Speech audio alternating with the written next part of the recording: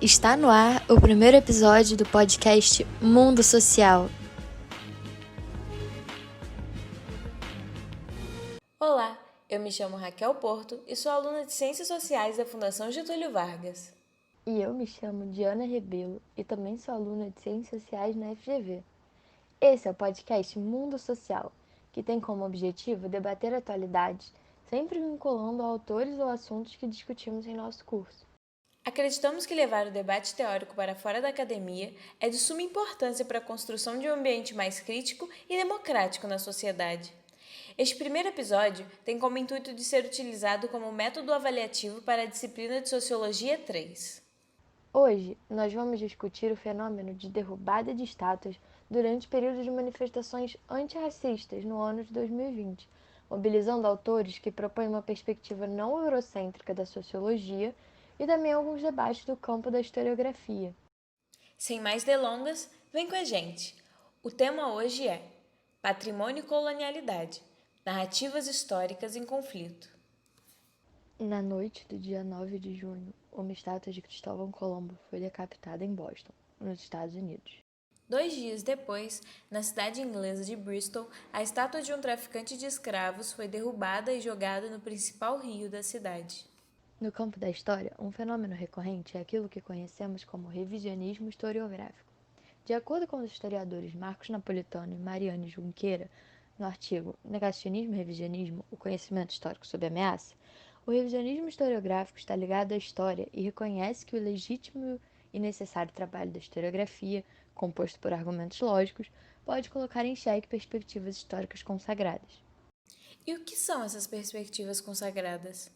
A história, segundo Marcel Proust, é narrativa, trajetória, e toda narrativa é interpretação.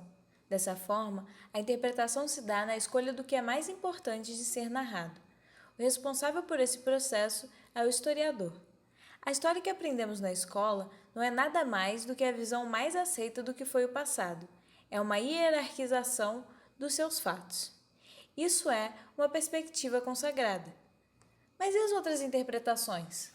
O campo da história é também um espaço de disputa de poder, onde certos grupos com mais força e influência conseguem perpetuar sua narrativa, estabelecendo-a como uma verdade absoluta e inquestionável.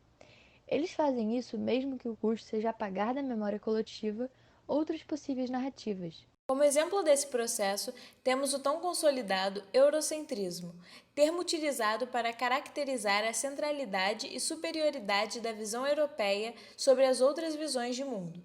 Essa perspectiva se faz presente nas mais variadas esferas da nossa vida, afeta nosso comportamento e nossa forma de pensar, e muitas vezes não percebemos, pois naturalizamos essa visão sem buscar outras narrativas. Atualmente, vemos um grito decolonial na sociedade e nas ciências sociais, uma crítica ao eurocentrismo. Aníbal Quijano, um teórico peruano, entende o eurocentrismo não como uma perspectiva cognitiva dos europeus, mas sim como algo que foi assimilado por todos aqueles que foram educados sob sua hegemonia. O autor estuda a modernidade e busca entendê-la a partir da colonização. Vale destacar que sua teoria fala de colonialidade, não colonialismo, pois a interiorização que essa dinâmica produz permanece após o processo colonial. Assim, ele cunha a noção de colonialidade do poder, mostrando que a estrutura de poder e hierarquia se mantém mesmo após a queda formal do poder colonial, porque a condição de inferioridade está enraizada. A colonização para Quijano é um projeto político de destruição do outro, o colonizado, que pode ser latino-americano, negro, indígena, entre outros. Diante disso, a colonialidade se sustenta a partir da imposição de uma classificação racial ou étnica. Nessa mesma linha de crítica ao eurocentrismo, Attili Bembe, no seu texto Crítica à Razão Negra, nos mostra que existe uma geopolítica das culturas no mundo.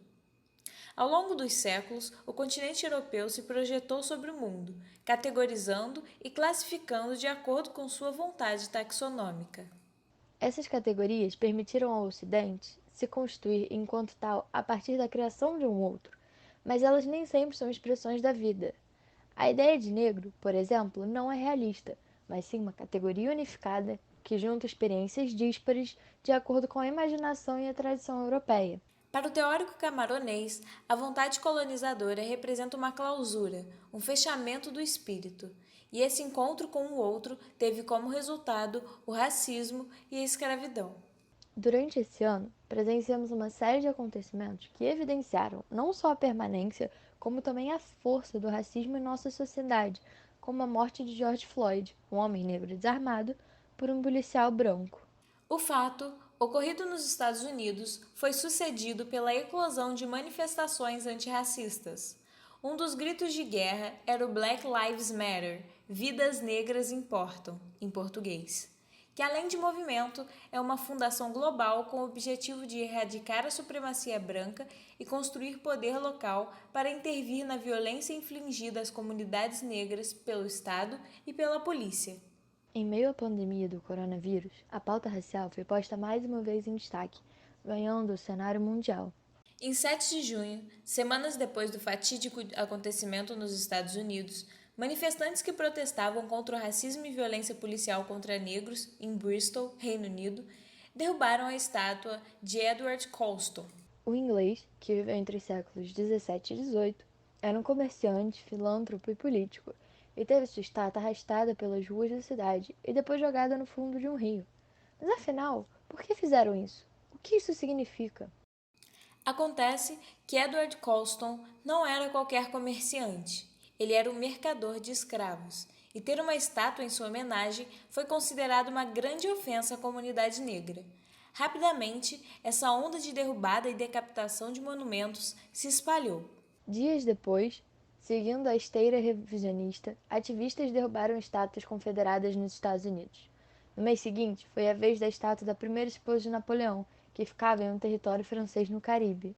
Até mais recentemente, no mês de outubro, manifestantes derrubaram estátuas dos ex-presidentes estadunidenses, Franklin Roosevelt e Abraham Lincoln. Todos os fatos aqui narrados foram noticiados ao redor do mundo com rapidez, chegando ao Brasil através de portais como G1, Folha de São Paulo, UOL, entre outros. Para entender melhor o significado e o impacto desses atos, vale mobilizar o teórico francês Jacques Legoff. Em seu livro História e Memória, ele reflete sobre os materiais que se aplicam à memória coletiva e à sua fonte científica, ou seja, a história. Esses materiais, que podem tanto ser documentos quanto monumentos, não são simplesmente os que sobreviveram do passado, mas sim produto de uma escolha muito bem pensada daqueles que operaram no desenvolvimento temporal do mundo e daqueles que se dedicam à ciência do passado e do tempo que passa, os historiadores. Dado o eurocentrismo que, conforme vimos, marcou a ontologia global, a narrativa central escolhida sempre girava em torno do poder hegemônico, ou seja, do europeu. Dessa forma, os monumentos derrubados pelos manifestantes simbolizam não só a visão e a narrativa do vencedor, mas também o próprio apagamento do oprimido. Essas estátuas podem ser entendidas assim como a materialização da violência colonial secular. Os atos de derrubada de estátuas representam, para muitos, um justo revisionismo da história. Com isso, aquilo que por tanto tempo foi visto como símbolo único da história, agora ganha um outro significado. Após séculos convivendo e aceitando, de modo forçado, uma verdade eurocêntrica, a verdade do colonizador e do opressor, o revisionismo parte de um esforço coletivo. Podemos observar esse fenômeno tanto por parte da academia, com históricos pós-coloniais, quanto por uma parcela cada vez mais expressiva da sociedade civil.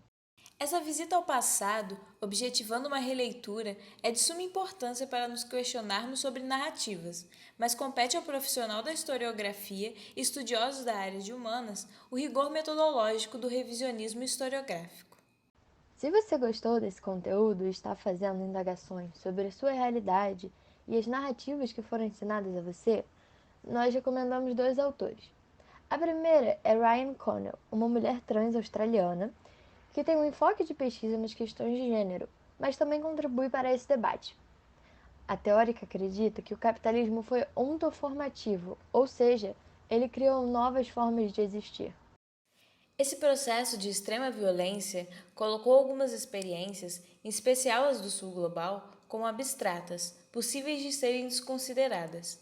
Recomendamos também um pensador brasileiro, José Maurício Domingues. Ele defende uma proposta de ampliação da base civilizatória da modernidade a partir da crítica da universalização da experiência europeia, como mostramos com Connell. Essas teorias nos ajudam a entender que as narrativas são múltiplas, assim como as interpretações. A derrubada de estátuas simboliza muito, pois evidencia a visão eurocêntrica e nos lembra das atrocidades cometidas por aqueles personagens.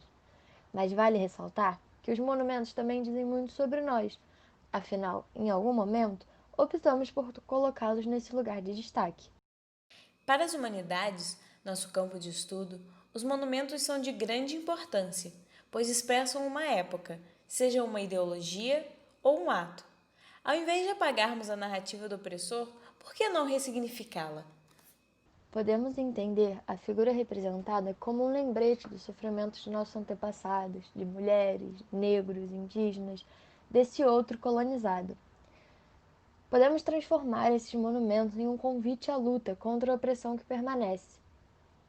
Bom, é isso. Muito obrigada aos que nos escutaram até aqui e esperamos que tenham gostado.